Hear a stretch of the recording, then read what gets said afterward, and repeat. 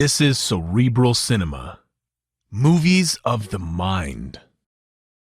The hair-raising adventures of Sam Spade, detective. Brought to you by the makers of Wild Root Cream Oil for the hair.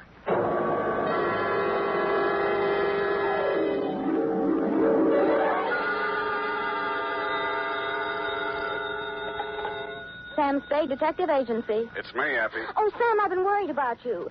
Sid Weiss was just on the phone, and he says digging up a corpse without a permit is against the law. It's all right, Effie. I just dug him up to say hello and put him back again. Oh, Sam. I'll be down in a couple of minutes to dictate my report, sweetheart. If I get lost on the way, you'll find me in City Hospital, the psycho ward, third straitjacket from the left.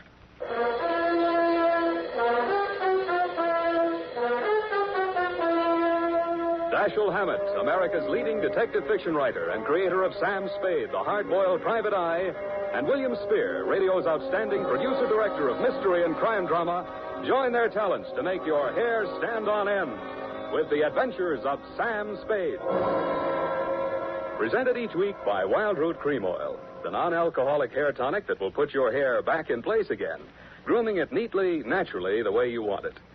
Fellows, if a girl can spend half an hour under a hot dryer in a beauty parlor to look her best for you, certainly you can spend half a minute sprucing up with Wild Root Cream Oil hair tonic to look your best for her. Now, that's all it takes, and Wild Root Cream Oil grooms your hair neatly and naturally, the way girls like to see it.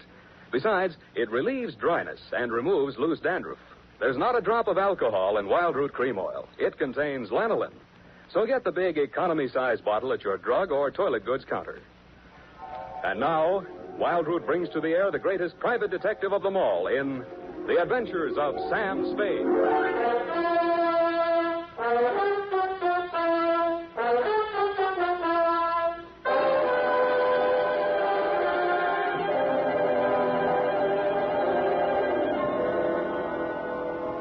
Date, August 2nd, 1946. To Mrs. Gregory Denhoff. Subject, death of Dr. Denhoff. I was sitting in my office with nothing to think about except a horse named Corkscrew Jr. My secretary, Effie Perrine, came in and said there was someone outside. I didn't look up from the dope sheet, so she said it again. Someone outside, Sam. What's he look like?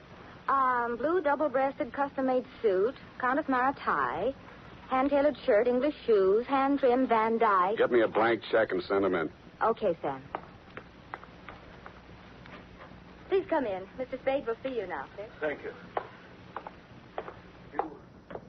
You are Mr. Spade, Sam Spade. What can I do for you? I'm Dr. Gregory Denhoff, a psychoanalyst. I need your help. Lie down, doctor, and tell me all about it. I see you might also be noted for your sense of humor as well as your discretion. Who told you I was discreet? A man named Nicolaitis. Well, you tell Nicolaitis I think he's cute, too. What else does he say about me? That I can trust you with $10,000? Oh. Is this Mr. Nicolaitis one of your patients? No, he isn't. As a matter of fact, he's gotten possession of some private records of mine. Well, it's rather involved. Nicolaitis is shaking you down, and he picked me as the middleman. Is that it? This is not an ordinary case of blackmail. Blackmail is blackmail, even if you do it in Technicolor. Well, as you may know, a psychoanalyst keeps a faithful transcript, a detailed record of everything a patient says during consultation, no matter how intimate or shocking. Yeah? This man, Nicolaitis, has managed to gain possession of a copy of one of these case histories. The patient is a very celebrated person, and should this material be divulged, it may have very serious consequences for both my patient and for me. Doctor, your best bet's the San Francisco Police Department. No, that's out of the question. Then I'm afraid I can't help you. Why not? Nicolaitis said I'm a private detective. When I take on a client, I take on his troubles. My job is to protect him, not to stand by and see him milked. If you want to hire me on that basis, I'll listen. Oh, I'm so tired. I must trust somebody. What can you do for me, Mr. Spade? Write me out a check for $1,000. Got a pen? Yeah. All right. You see, Nicolaitis figures that if I'm getting a cut, I'll have to keep my mouth shut. I'll spend it all the same. Here you are. Thanks. Now, what was the last thing Nicolaitis told you? That he would pick up the $10,000 here and deliver to you this file in question. Can you reach him? Yes. Call him. Tell him you've seen me. Tell him I won't do that kind of business in my office. Tell him to come to your house. I'll be there. What if he refuses? He won't. Tell him I have the whole 10,000. What time?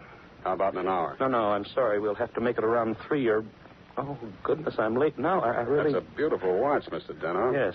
Foreign? Yes. May I see it? My watch? Why, really, Mr. Spade, I'm very late. I have so many things to do, and I have to be at the Majestic Theater well before the matinee starts at 2:30. How are you going to see me at 3 o'clock if you're going to the theater? Oh, I'm not going to stay for the performance. Well, Mr. Spade, till 3 o'clock then. Oh, my office is in my apartment. The address is here on my card. It's the penthouse. Penthouse, huh? Okay, Doctor, I'll come formal. I'll wear the top to my bathing suit.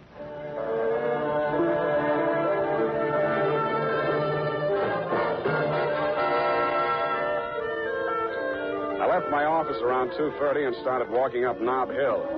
The Versailles Apartments, where Denhoff's place was, took up the whole 300 block, so I didn't have any trouble finding it. I stopped across the street for a minute to get my breath after the uphill climb, mopped my face, and started across. Just as I got to the middle of the street...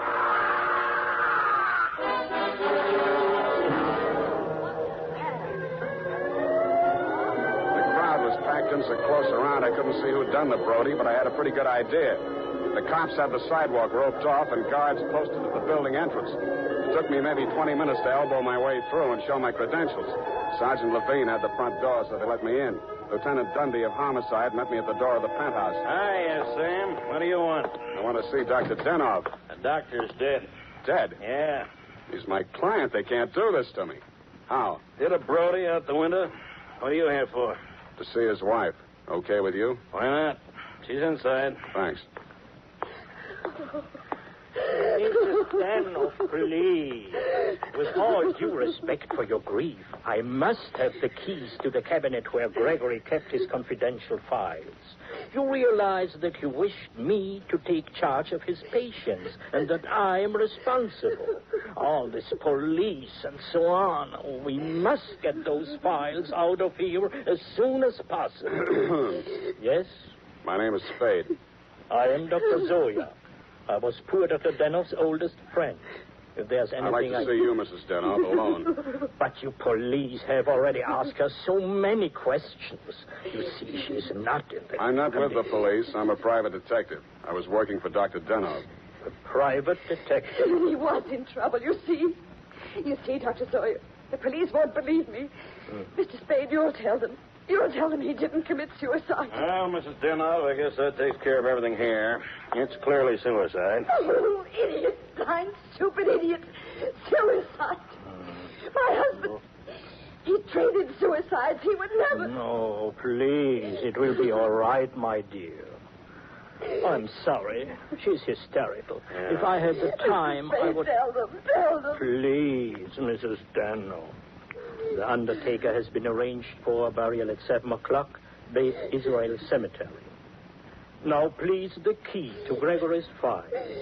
Here, take it and go. Go ahead, all of you. Okay, we'll call you later. Oh, I'm so sorry, gentlemen. This hysteria, a simple traumatic condition. If I only had the time. Who can I turn to? Who will help me? You think it's pleasant? You think my husband would rest if they said I committed suicide? What shall I do? What shall I do? What shall I do? Oh, you... Dr. Zoya didn't have the time, neither have I. You think it's murder? Who do you think killed your husband? To name someone? That's a very serious charge, Mr. Spade. Goodbye, Mrs. Denhoff. Constance Brent. You mean Constance Brent, the actress? Yes. She was his last patient this morning. She had threatened to kill him before. How do you know? My husband said so. Do you? Well, he'd written it down on his notes on her case.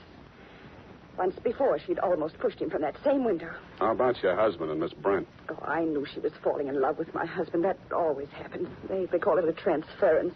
But in this Your case... husband told me Miss Brent was acting in a play this afternoon over at the Majestic. Yes, Midsummer Night's Dream. But she was here. I know she was here. Miss Ray, the receptionist, was coming back from lunch when she heard voices arguing inside. And she was sure it was Miss Brent's voice. Show me the doctor's case history on Miss Brent. I can't. It's missing. As soon as it happened, I went to the files. I meant to show it to the police. Who could have taken it? Constance Brent was the last one in that room before he died. Yeah. When did you see Nicolaitis last?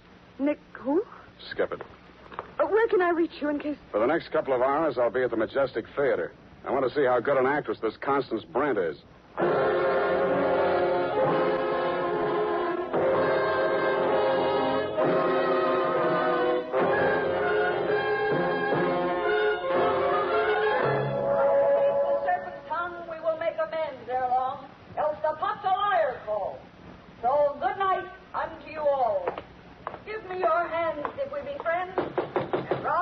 will restore Amen. Yes? Miss Constance Brent's dressing room? What do you want? I want to talk to Miss Brent. Well, you can talk to me. I'm her husband. So you're Mr. Brent. I'm Jonathan Wallace. She's Mrs. Wallace. Now, what do you want with my wife? I've come to tell her that Dr. Denhoff is dead. Are you sure? You try falling from a 12th floor window sometime. Well, that's the best news I've heard this year. But I'm afraid it will be a shock for Constance. Maybe, maybe not. She was the last person to see him alive, as far as anybody can make out. Are you from the police? No, I'm from the insurance company. Claims investigator. What do you want to see Constance for? The policy wasn't made out to her, was it? No, made out to his widow. But she can't collect. Police say it was suicide. That settles it. This is the last time I play Titania. Stand around while Puck talks his head off. Who is this person? Darling, I'm afraid this is going to be a shock. This man is from an insurance company. Dr. Denhoff is dead. Oh, what a pity. What happened? The police say he jumped. His wife says he was pushed. She also says that you, Miss Brent, might have been the pusher. Oh, now, really, it's too absurd. How like a wife. What time did your play start this afternoon, Miss Brent? Matinee at 2:30, always. Always. And the late lamented Dr. Denhoff jumped at 3 o'clock. I didn't say he did. Doesn't this news, shock you? But of course. Do you think good psychoanalysts are easy to find? Looks like your next doctor will have to start from scratch. Your case history seems to be missing from Dr. Denhoff's files. Missing? No. What is it? Has a man named Nicolaitis been in touch with you? I've never heard of him. Chances are you will. Does he have Dr. Denhoff's notes on my case? Could be. This is frightful. Hot reading, huh? You seem to know this person, Nicolaitis. Get that file for me, and I'll pay you well for it. Just a minute, my lovely Titania. We don't know who this man really is. He might even be Nicolaitis himself. Let me see your company credentials. Now, what do you know? Somebody picked my pocket. My wallet's gone. I thought so. All right, you tell me who you are. I'll call the police. Oh, no, Jonathan. No police. Let's get off the merry-go-round. My name is Spade. You'll find me in the phone book under S. My office is open until 6 o'clock. And if a man answers, don't hang up. It'll be me.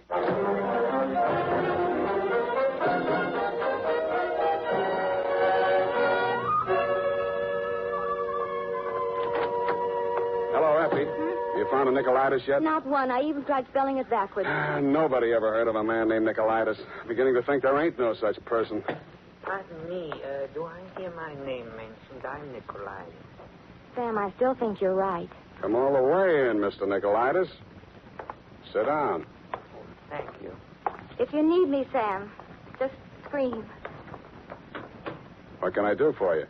Oh, I've come for my money. What money? Oh, the $10,000. You remember the $10,000?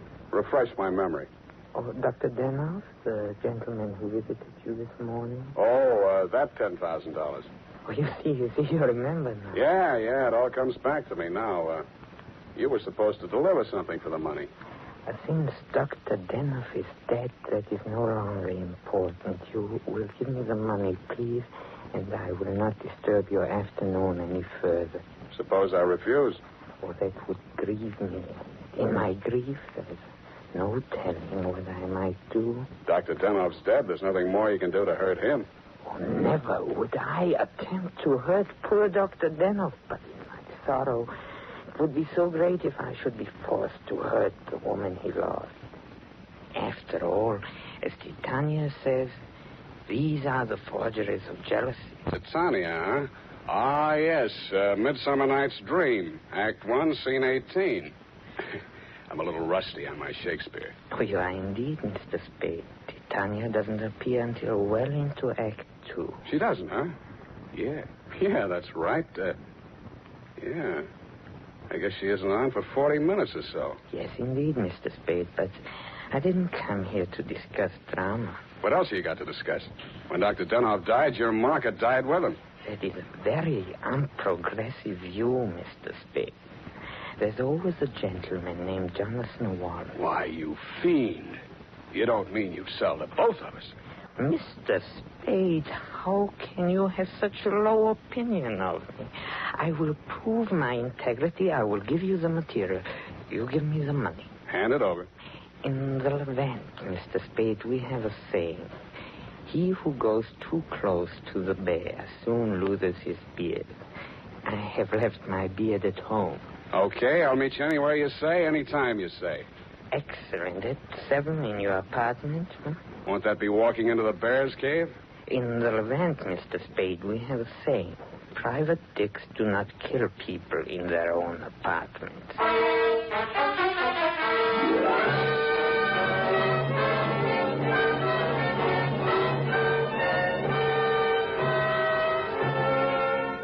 It was then 6 p.m.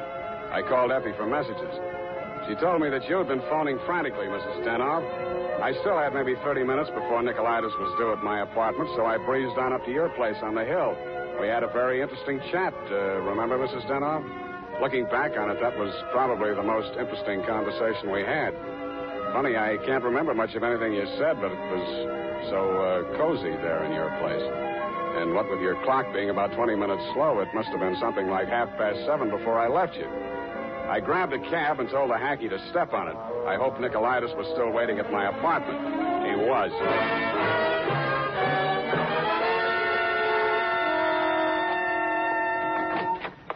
Mr. Nicolaitis, I'm sorry to be late.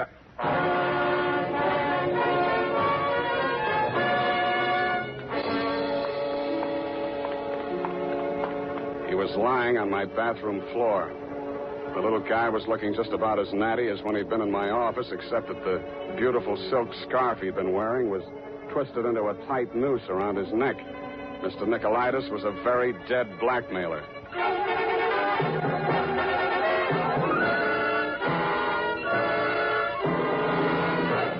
The makers of Wild Root Cream Oil are presenting the fourth in a new series of programs bringing to the air for the first time the adventures of Dashiell Hammett's famous private detective, Sam Spade.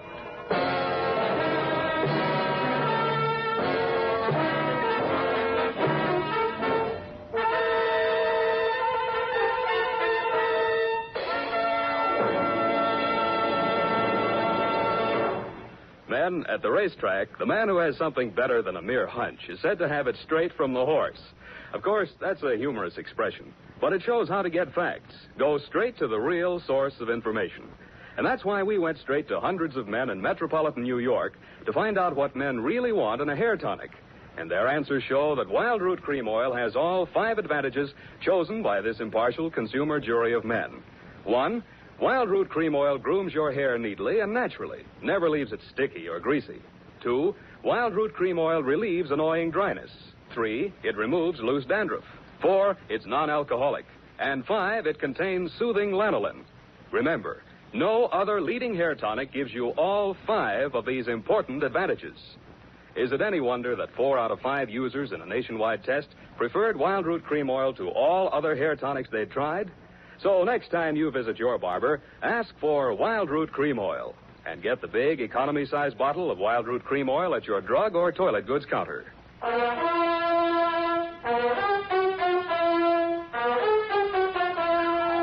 And now back to Sam and Psyche.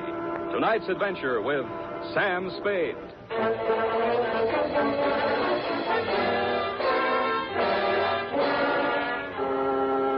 His eyes were open, and he seemed to be looking right at me as I bent over him. The finger marks in his throat were too blotchy to be of any use. Pretty soon, Lieutenant Dundee and Sergeant Polehouse came in and walked over behind me. We all stood there for a second, and then Polehouse bent down and closed those eyes. You know him, Sam? His name is Nicolaitis. That's all I know about him. What did he come here to your place for? I don't know. You invited him? I wouldn't have been surprised to find him here, but not like this.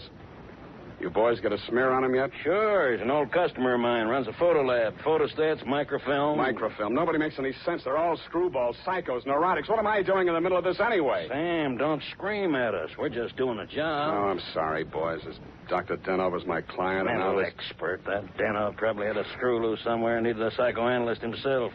Say, maybe he was... Yeah. Hey, look, Dundee. I'm going out of here now. Do I call Sid Weiss and we go through all that again, or are you going to let me walk? Why, Sam, you can go. I know where you sleep. I'll wake you when I'm ready for you.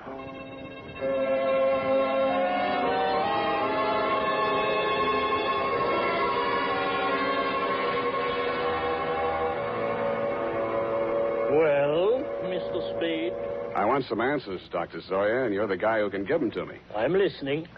Just let the questions flow into your mind and do not try to repress any of them. Speak instantly, whatever... Okay, question number one, without thinking. Do you think Dr. Denhoff was a suicide? Well, I had not seen Dr. Denhoff for many years. He had been my student in Vienna. I was his analyst, in fact. That's all very interesting, Doctor, but my question... Yes. Did poor Dr. Denhoff commit suicide? I have reviewed all the material, manifest and hypothetical, and I came to the conclusion, no, it was quite impossible. You see, these paranoid and Okay, dramatic... question number two. Was Dr. Denhoff in love with Constance Brent? I suppose I can now answer that question. When I arrived in San Francisco, I found him in great distress. He told me he feared he was losing his objectivity towards this patient. In other words, he was in love with her. Yes. You think she might have murdered him? All psychoanalytical subjects develop aggressive feelings toward the doctor. Nearly all of my patients have threatened me at one time or another. You don't say. Tell me, Dr. Zoya, you know anything about Jonathan Wallace, Miss Brent's husband? A violent type, almost psychotic. Yeah? How about you, Dr. Zoya? Could you have done it? That is a most interesting question, Mr. Spade. When I arrived here from Vienna without funds, dependent on the kindness of my former students, I must confess that I felt a certain antagonism. It disturbed me to realize that a man of my standing in the profession should be dependent on the goodwill of a younger and, I sincerely believe, less gifted man. However, I overcame this, and I didn't kill him. Yeah. Well, Doctor, thanks a lot. Oh, people. Truly a life study. There is no accounting. For instance, Dr. Denhoff. He came to me only this afternoon with the strangest requests. Yeah? He gave me the gold watch which I had presented to him many years ago upon his graduation in Vienna. He had a patient waiting, and so had not much time to explain. Where is this watch? Please, I'm coming to that. He asked me to promise that I would have the watch buried with him if something should happen. That has been done. But Dr. Denhoff just died at 3 o'clock. It is a Mosaic law that the deceased be buried before sundown. Uh-huh. Thanks, Doctor. Thanks a lot. I hope I've been of some help. Doctor, you'll never know how much you've helped me.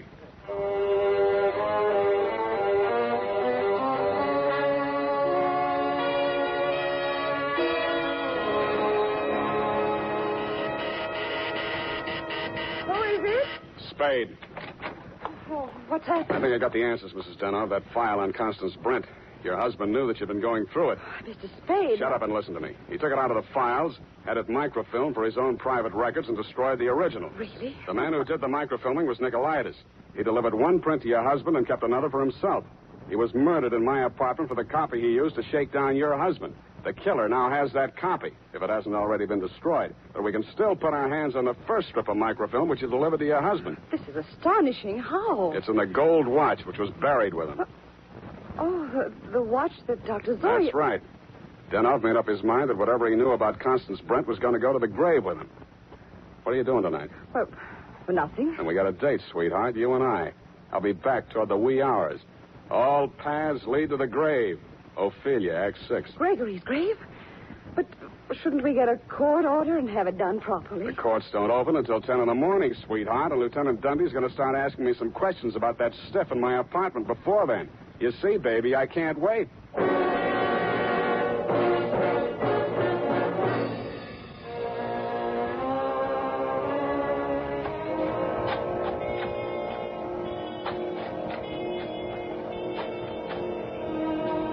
Mr. Spade, we shouldn't be doing this. If I'm wrong this time, it won't be wasted effort. I'll crawl into the grave myself and pull it in after.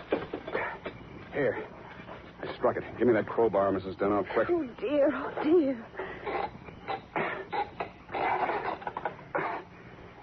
Put that flashlight in here, sweetheart. You look the other way. Yeah, here it is. Look, What, Mr. Spade? What have you got? the watch. Here, put the flash on it while I open it. Here's my nail file. Pry off the back. Thanks. That does it. Here's the film. All right, Mr. Spade. Give me that film. Well, if it isn't the second gravedigger from Hamlet, Mr. Constance Brent. Stop clowning and hand it up to me. You better do as he says, Mr. Spade. We've both got guns. I was expecting that. Took you a long time to get here, Mr. Wallace. How did dear Constance make out as Lady Macbeth? Just give me that film. Stop being an idiot, Wallace. The cemetery is crawling with cops. Put that gun away before you drop it and break your foot. Come up out of that grave, Spade, or you'll stay there forever. Okay, Dundee. All right. Get those hands up, everybody. Go ahead, Dundee. Make the pinch. Okay. Sam Spade, I arrest you for body snatching, violation of graves under the Civil Code number... No, you fool. You're supposed to arrest Mrs. Gregory Denhoff and Jonathan Wallace for the murder of Gregory Denhoff and Pericles Nicolaitis. But I... Oh, yeah. No, you don't.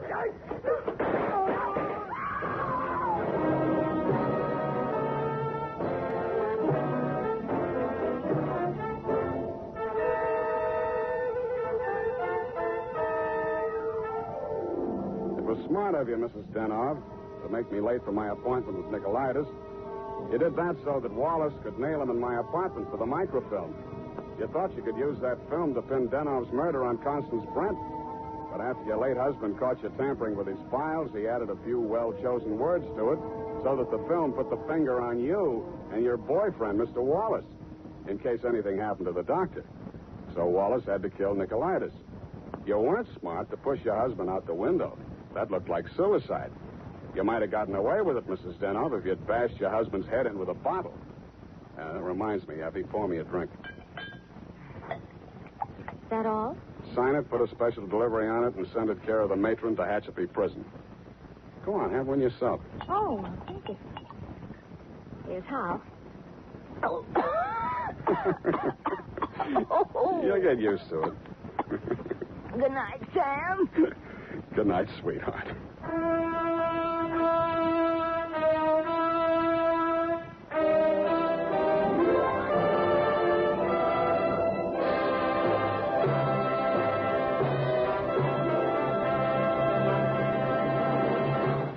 Wild Root Cream Oil presents The Adventures of Sam Spade, Dashiell Hammett's famous private detective, produced and directed by William Spear. Then, on these warm August days, the sun beats down on your hair, may leave it looking dry and brittle. That's why, now especially, you need Wild Root Cream Oil. This grand non-alcoholic hair tonic has just what it takes for summer grooming. It contains lanolin, the soothing oil that's so much like the oil of your skin. Wild Root Cream Oil keeps your hair neatly in place, gives it the handsome, successful look that helps you get ahead on the job. And Wild Root Cream Oil removes loose, ugly dandruff and actually relieves annoying dryness. So tonight, take the famous FM test. Check your scalp. Signs of dryness or loose dandruff tell you need Wild Root Cream Oil right away. Sam Spade is played by Howard Duff. Fred Essler was Dr. Zoya. Lorene Tuttle is Effie. Don't forget, next Friday, the three masters of the art of hair-raising, Dashiell Hammett, William Spear, and Wild Root Cream Oil, join forces to bring you another hair-raising adventure with Sam Spade. Smart girls use Wild Root Cream Oil, too, for quick, good grooming and to relieve dryness between permanents. Mothers say it's grand for training children's hair. Dick Joy speaking. This is ABC, the American Broadcasting Company. Cerebral Cinema hopes you have enjoyed this movie of the mind.